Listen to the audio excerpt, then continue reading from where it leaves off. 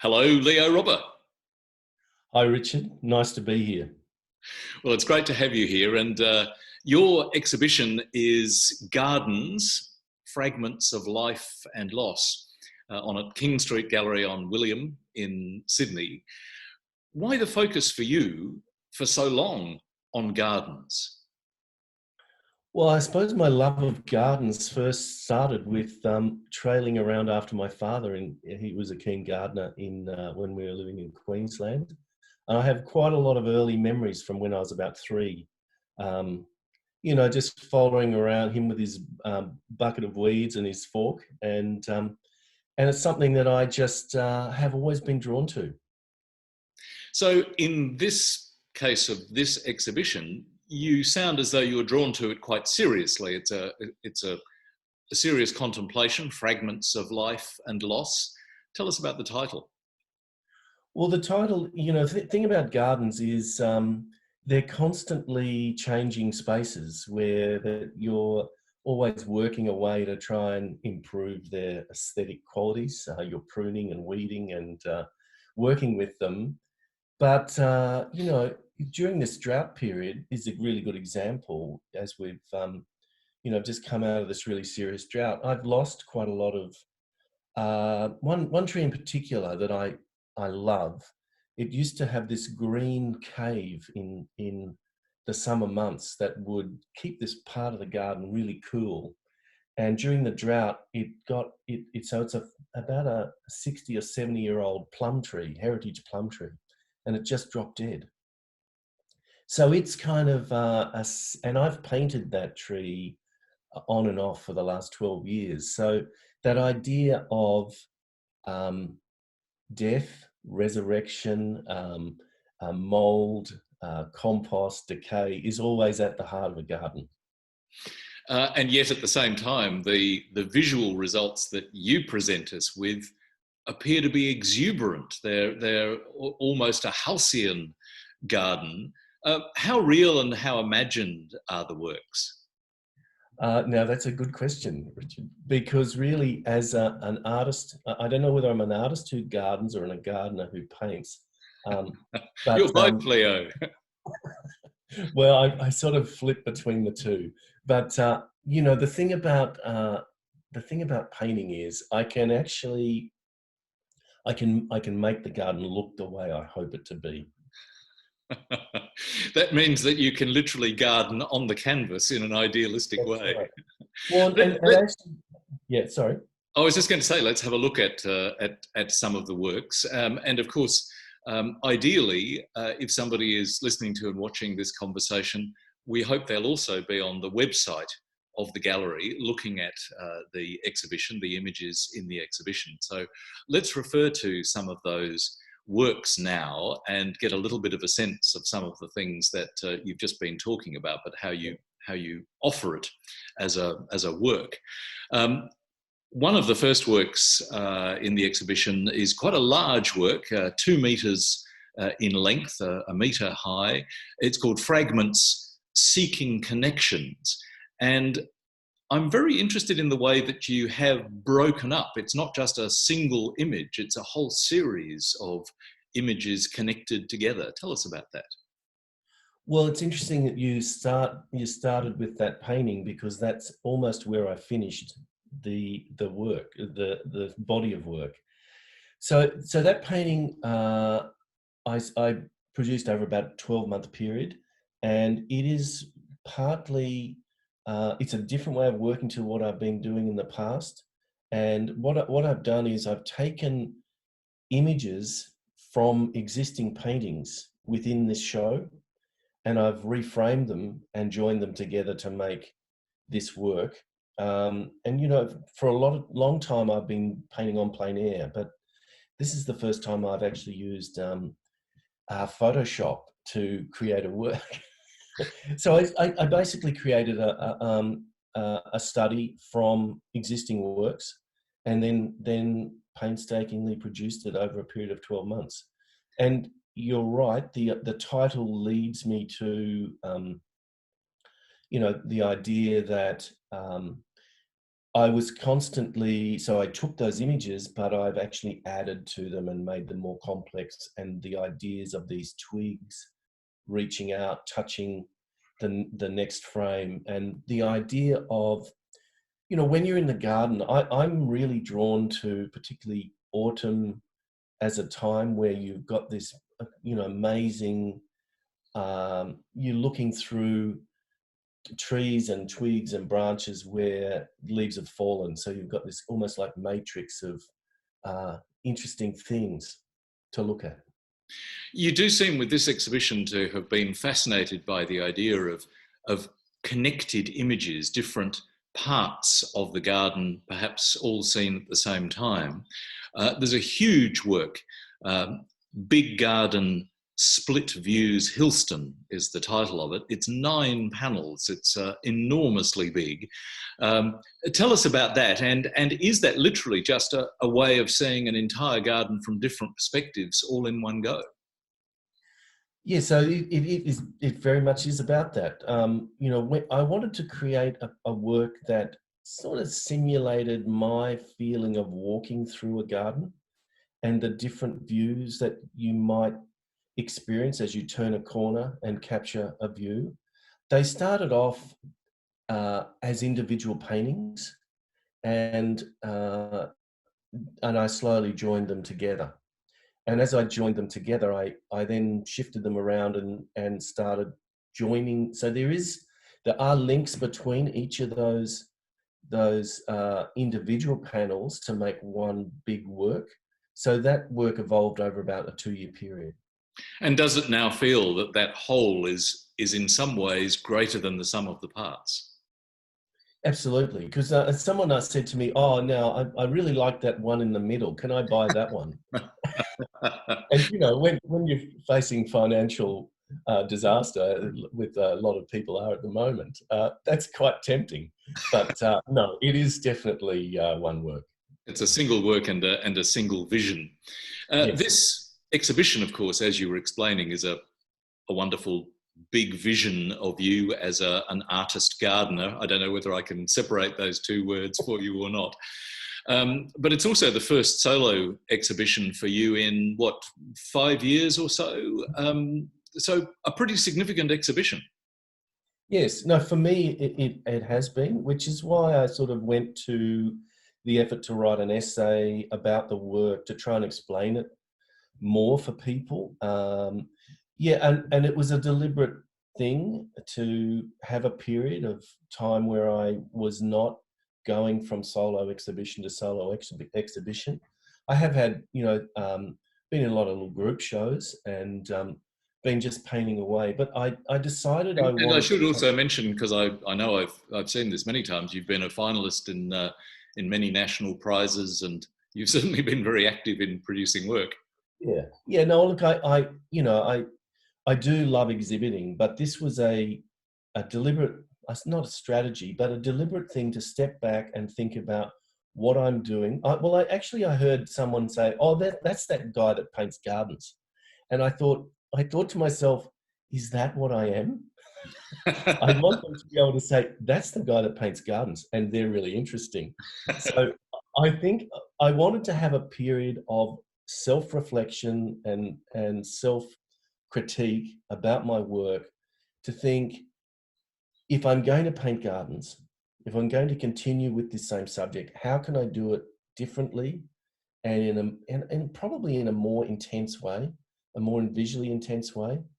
And I wanted to, I suppose, I paint less works, but spend more time on them and really, really think about, I suppose, those connections I can draw with my personal experience and understanding of gardens and the physical, you know, love I have of gardening and the aesthetics that are actually in the physical act of gardening, and try and transfer that to the paintings in a more meaningful way.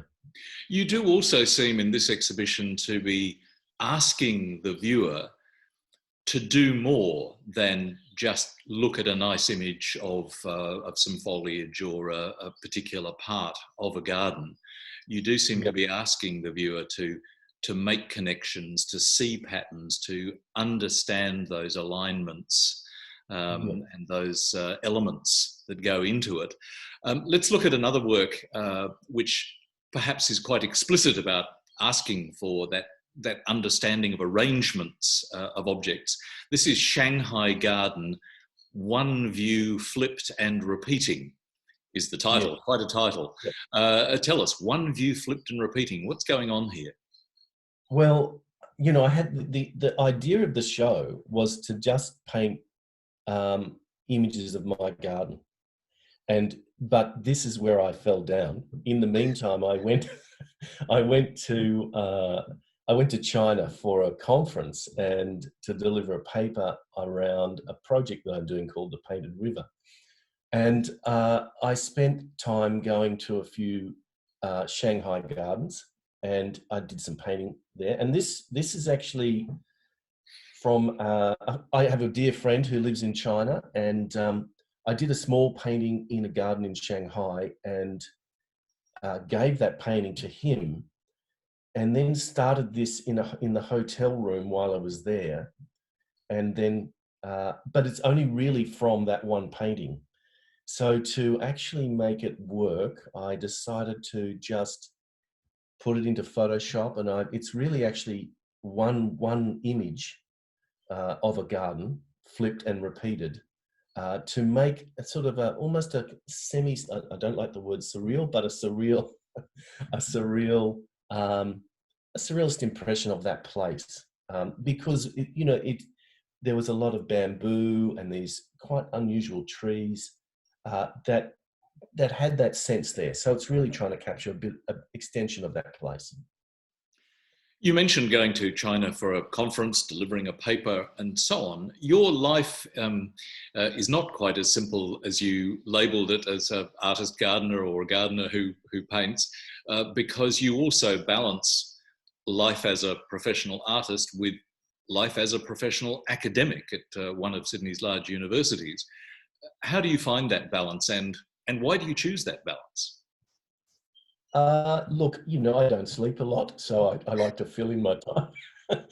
Look, I do actually love teaching, and I do actually love a lot of different things. And, I have worked as a designer, and, often I used to keep the designer side of myself quiet because, fine art has this kind of weird relationship with design. But I do find that the crossover and the interaction I have with students and the love of ideas actually feeds into my fine art work quite a lot. And I suppose I've just started to make those connections work for me in a way that, look, the world is a complex place. And I think I did have an artist say to me, "Oh, you can never be a successful artist if you just don't do it all the time. Having a job is a distraction." I actually find in some ways it actually gives me time to think about people and other things, because painting is quite a selfish, it's got that, it's a selfish kind of lonely process. And I love people, and I do think my connection with my academic world actually feeds nicely into my so it is that academic connection perhaps is an enrichment, to use perhaps your earlier metaphor. It may be even the compost that helps your paintings grow a little. And the insight that students can give you. Sometimes people say the most amazing things, innocently or without, they're reflecting on something, and it enlivens your own ideas. There is almost, I'm not suggesting you've done this too directly, but there is almost an educational component in this current exhibition, going back to the works in it. One of the series of works in this exhibition is titled Practical Gardening for Amateurs, and actually does include educational texts and illustrations. Give us a sense of what that series looks like and how you came to that.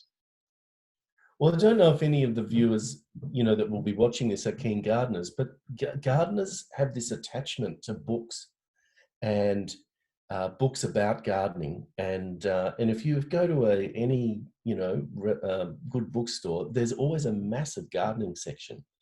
And I do love gardening books, I must say. So I have a friend, George Davis, who we went to art school together many years ago, and he's an addicted thrift shopper, and so he gave me that book. He buys me gardening books, and often very obscure. I think his real rationale is that they must be cheap, but so he gave me that book, and it's out of context with the Australian. So it's an English gardening book, and it talks about how to spray and all the different chemicals you can use. So it's an anathema to how I like to garden. But so what have you done to this book to produce the works? yes, so it's a book from 1929, and they were a bit of a nightmare to produce. When I sort of decided I would do some paintings on them, each of those pages has been coated with 4 coats of a sort of a matte medium, just so I could actually paint on them to stabilize because they're very poor quality paper. And so I've spent a lot of time, making sure the material quality is right. And I've built little back platforms on them so I can paint the little miniatures inside them, so that they're like windows into the book. Yeah, so they sound very precise works and small and beautiful works. But while you're talking about the really quite physical aspects of those works, there are others in the exhibition, the Victorian modesty screen works, where not only are there paintings, but they have actually been incorporated into I guess what we could describe as pieces of furniture. So tell us about how they work. So one of the things that as a gardener, that I'm conscious of, particularly, in Australia, in the Australian context, really, I live in the Blue Mountains, and this is Aboriginal land, and I'm mindful that whilst I have this garden, and I'm pruning, and we've got a lot of European plants in the garden that I have, and plants from all over the world.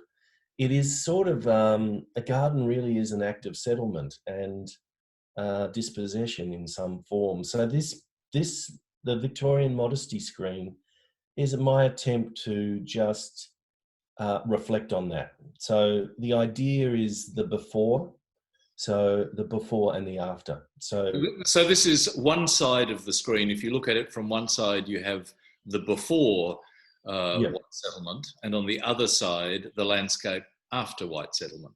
Yeah, that's right. And I worked with a neighbour of mine who's a fine woodworker, and we sourced some Australian red cedar, which is very, very hard to get now. It's been logged almost out of existence. And so we sourced some Australian red cedar from 1860s from a house in Wollongong. And so that has been lovingly brought back and reworked into the screen. And so it was very much a labour of love for both of us, and a bit of a team effort, which was, as an artist who just, he would be working away on the timber part of the screen, coming down and go, when are you going to finish the paintings? Hurry up, So it was a nice thing. It was a nice thing to work on. But it's one of those things.